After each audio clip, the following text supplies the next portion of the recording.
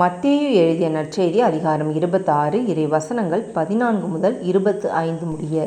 பின்னர் 12 ஒருவனாகிய யூதாசு இஸ்காரியோத்து தலைமை குருவிடம் வந்து, இயேசுவை உங்களுக்கு நான் காட்டிக் கொடுத்தால் எனக்கு என்ன தருவீர்கள் என்று கேட்டான். அவர்களும் 30 வெள்ளிக்காசுகளை எண்ணி அவனுக்கு கொடுத்தார்கள். அது முதல் அவன் அவரை காட்டிக் கொடுப்பதற்கு வாய்ப்பு தேடிக்கொண்டிருந்தான். புளிப்பற்ற அப்ப விழாவின் முதல் நாளில் சீடர்கள் இயேசுவை அணுகி வந்து, நீர் பாஸ்கா விருந்துண்ண நாங்கள் எங்கே ஏற்பாடு செய்ய வேண்டும் என விரும்புகிறீர் என்று கேட்டார்கள்.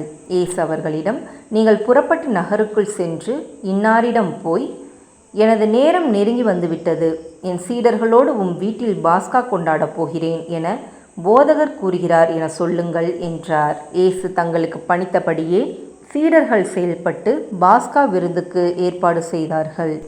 மாலை வேளையானதும் அவர் 12 பந்தியில் அமர்ந்தார்.